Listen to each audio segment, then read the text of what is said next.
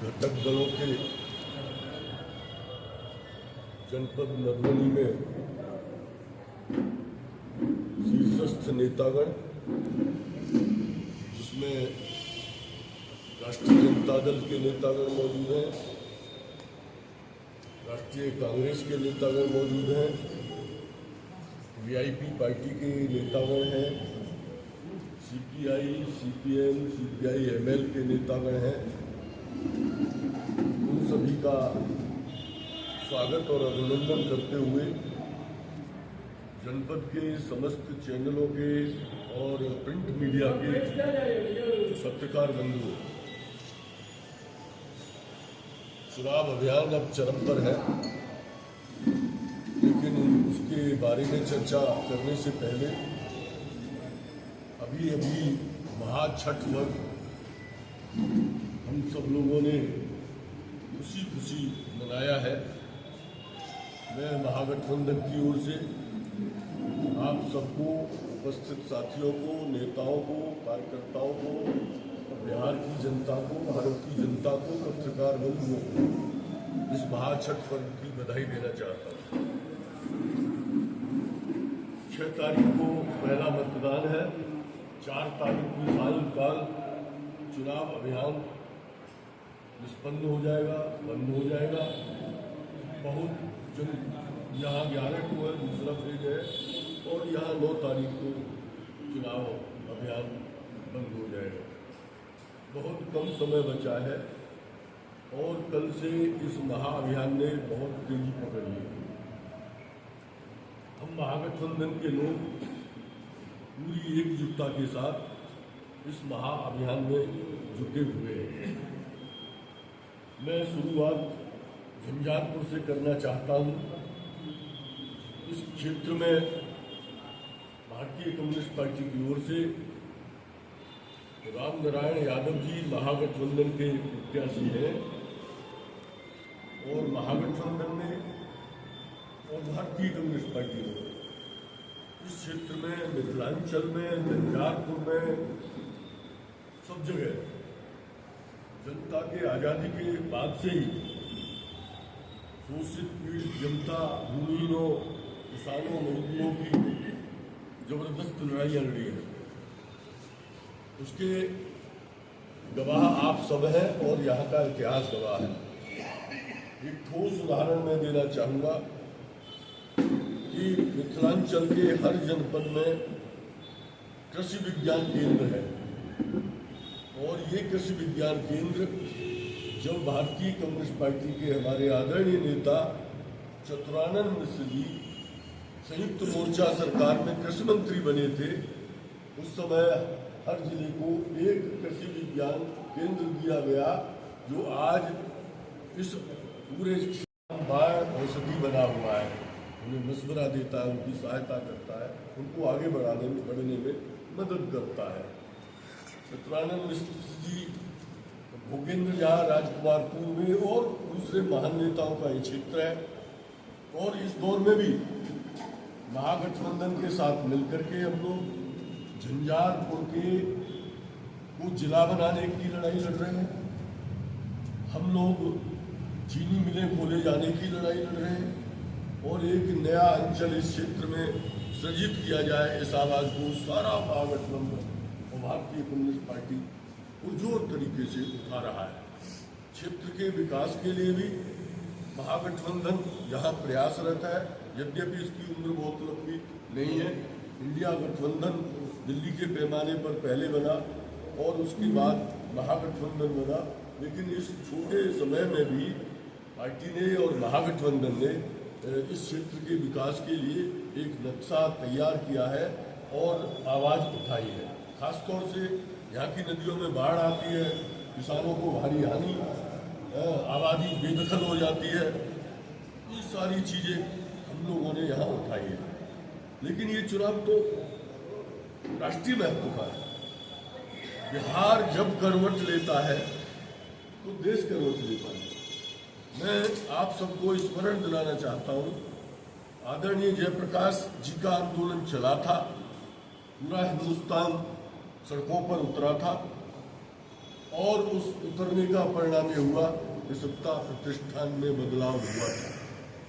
आज बिहार में भी वोट चोरी का जो सवाल है, बहुत ही मजबूत सवाल बन के जो उभरा, उस पर महागठबंधन ने जो महायात्रा निकाली, उस यात्रा में मैं भी कई दिनों तक शामिल था। और आजकल तो नबी शामिल हो रही है कि मीडिया, आप लोग बड़े जागरूक हैं, चप्पे चप्पे की खबर देते हैं और सोशल मीडिया से बहुत सारी चीज़ें हासिल हो जाती है। लेकिन मैंने अपनी आंखों से देखा इस महागठबंधन के द्वारा आयोजित वोट चोर नकली छोड़ यात्रा में जो अपार भीड़ सड़कों पर उतर रही थी, वो अद्भुत थी, वो अद्भुत थी। ठीक है, राजनीतिक पार्टियों के कार्यकर्ता राजनीतिक पार्टियों के आह्वान पर आ रहे थे, लेकिन सड़क के दोनों ओर दोनों किनारों पर जो आम जनमानस उमड़ के आ रहा था, वो इस बात का प्रतीक है कि बिहार करवट ले रहा है। मैंने अपनी 55 साल की राजनीतिक जिंदगी में, दोबारा दोहरा रहा हूं, 55 साल की राजनीतिक जिंदगी में इतने जनमानस को स्वतः स्फूर्त ढंग से खुद ब खुद सड़कों पर आते हुए पहले कभी नहीं देखे। और इतिहास गवाह है, जब इतना बड़ा जनमानस सड़कों पर उतरता है अपने मुद्दों को लेकर के, तो बदलाव होता है। और मेरा दृढ़ विश्वास है बिहार में बदलाव होने जा रहा है। महागठबंधन की सरकार बनने जा रही है और महागठबंधन की ओर से सर्वसम्मति से घोषित मुख्यमंत्री पद के दावेदार तेजस्वी यादव जी मुख्यमंत्री पद की शपथ लेने जा रहे हैं। ये मेरा दृढ़ विश्वास है। और इस दृढ़ विश्वास के पीछे कारण है, ठोस कारण है। इस तरह से एक बर्बादी का महारथ चल पड़ा है। कैसे कैसे वायदे किए गए थे इन लोगों से, हमारे नौजवानों से। 2 करोड़ हर साल नौजवानों को काम दिया जाएगा। अब तक तो 14 और 11, 25, 22 करोड़ नौजवानों को काम मिलना चाहिए, लेकिन आंकड़े बताते हैं कि 22 करोड़ नए नौजवान बेरोजगारों की श्रेणी में जुड़ गए। और नौजवानों को ऐसा महत्वपूर्ण तोहफा मोदी सरकार ने दिया, ये आरएसएस और बीजेपी की सरकार दे सकती है, कि फौज की भर्ती को भी उन्होंने कैजुअल लेबर की तरह बना दिया। अग्निवीर योजना की बात करता हूँ, तो नौजवानों के साथ छल, किसानों की आमदनी दोगुना करने की बात, उनके साथ छल। 13 महीने तक किसान दिल्ली को घेरे बैठे रहे, 750 किसानों की शहादत हो गई। और ये सरकार टच से बच नहीं हुई।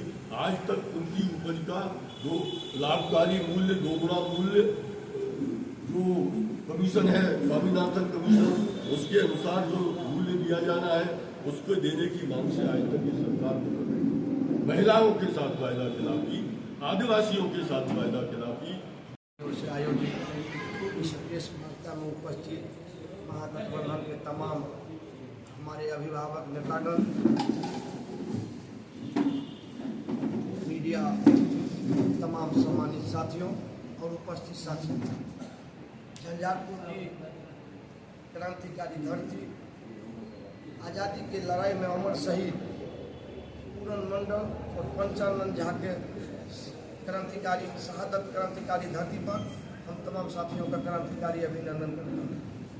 साथियों, महागठबंधन झंझारपुर विधानसभा की ओर से पुनः मुझे दोबारा महागठबंधन के उम्मीदवार के रूप में मैदान में उतारा गया। मैं महागठबंधन के तमाम नेतृत्वकारी साथियों को, महागठबंधन समन्वय समिति के सम्मानित अध्यक्ष श्री तेजस्वी प्रसाद यादव जी का आभार व्यक्त करता हूँ। तमाम क्रांतिकारी साथियों का हम क्रांतिकारी अभिनंदन करता हूँ। साथियों, झंझारपुर विधानसभा, देश हमारा आज़ाद हुआ, लेकिन झंझारपुर आज भी गुलामी की जंजीर से बंधा हुआ है। यहाँ एक खानदानी लगातार झंझारपुर को लूटने का काम कर रहा है। झंझारपुर विधानसभा में हमारे पूर्व वक्ता साथियों ने बताया कि झंझारपुर में जो अभी वर्तमान में भारतीय जनता पार्टी के प्रत्याशी हैं, लगातार झूठा वादा करते हैं। इस बार झंझारपुर विधानसभा में स्थानीय बनाम बाहरी भगाव का लड़ाई है। झंझारपुर के तमाम मतदाता मालिकों ने मन बनाया है कि हम स्थानीय झंझारपुर को बेटा को विधायक बनाएंगे, ताकि झंझारपुर के आम जनताओं का दुख में सुख में जो स्थानीय जनप्रतिनिधि होगा तो सहभागिता रहेगी। आप एक उदाहरण हम देना चाहते हैं कि 5 वर्ष के दरमियान किसी भी वर्ग के लोगों के बीच जाकर के किसी गरीब के दरवाजे पर आज तक उन्होंने बैठने का काम नहीं किया। इतना ही नहीं, किसी भी गरीब के दरवाजे पर बैठकर एक गिलास पानी भी पीने का काम नहीं किया और दुख और सुख में सहभागी की क्या बात है। विकास के सवाल पर हमारे पूर्व वक्ता साथियों ने कहा, झंझारपुर अनुमंडल कार्यालय में कैंपस में बाबा साहब डॉक्टर भीमराव अंबेडकर जी का प्रतिमा है। हम नामांकन करके निकले थे और बाबा साहब डॉक्टर भीमराव अंबेडकर जी के स्मारक पर माल्यार्पण किए। हमने वहाँ संकल्प लिया कि बिहार में झंझारपुर से आम मतदाताओं के आशीर्वाद से हम बिहार विधानसभा में पहुँचेंगे। सबसे पहले मेरा काम होगा कि बाबा साहब डॉक्टर भीमराव अंबेडकर का जो स्मारक है उसका सौंदर्यीकरण करेंगे। वहाँ जो दुर्दशा है, सरकार जो का स्थानीय विधायक के द्वारा जो भेदभाव किया गया है उसको हम लोग दूर करेंगे करने का काम किया। आज़ादी की लड़ाई में झंझारपुर की धरती पर पूनम मंडल और पंचानन झा जो अपनी शहादत दी, आज भी वो अमर शहीद के रूप में है। लेकिन इस मंत्री के कार्यकाल में अमर शहीदों को भूल करके कहीं भी उनका न स्मारक बनाया गया, न उनके नाम पर पार्क बनाया गया, न उनके ऐतिहासिक जगह को विकसित किया गया और बदले में शांतिनाथ चौक पर अपने पिता डॉक्टर जगन्नाथ मिश्रा का स्मारक बनाने का काम किया। और झंझारपुर के प्रेस कॉन्फ्रेंस में आप सभी पत्रकारों का हार्दिक अभिनंदन और क्रांतिकारी अभिनंदन करता हूँ। क्रांतिकारी अभिनंदन इसलिए करता हूँ कि चूँकि विगत 20 वर्षों से जो बिहार में डबल इंजन की सरकार, जिसमें एक इंजन भ्रष्टाचार में व्याप्त है तो दूसरी इंजन क्राइम बढ़ाने में लगी हुई है और जनता से झूठा वादा कर रही है। पत्रकार बंधुओं, आपसे कहने की जरूरत नहीं है, महात्मा गांधी ने बिहार देश की आज़ादी के लिए बिहार की धरती को चुना था। हमारे लोकनायक जयप्रकाश नारायण भी बिहार की धरती से आवाज उठा करके सत्ता परिवर्तन किए थे। 20 वर्षों से जो ये इस बिहार में अराजकता है उसको समाप्त करने के लिए हमारे अखिल भारतीय कांग्रेस कमेटी के नेता, देश में प्रतिपक्ष के नेता बिहार में दिया। हमारे कैंडिडेट साथी कॉमरेड रामनारायण यादव जी ने कहा है कि देख करके जाइए अम्बेडकर की मूर्ति को देखिए, कोर्ट कैंपस को देखिए, इस बाईपास से आपके पे होंगे उस बाईपास की स्थिति देखिए, झंझारपुर आरएस की स्थिति देखिए। ये झंझारपुर में कहीं भी इथेनॉल का 50 कोई सर्वे करवाए, कहीं भी कोई कंपनी नहीं खोले, तो मैं झंझारपुर के वासियों से निवेदन करूंगा कि झंझारपुर के बेटा, गरीबों की आवाज, गरीबों के लिए लड़ने वाले कॉमरेड राम नारायण यादव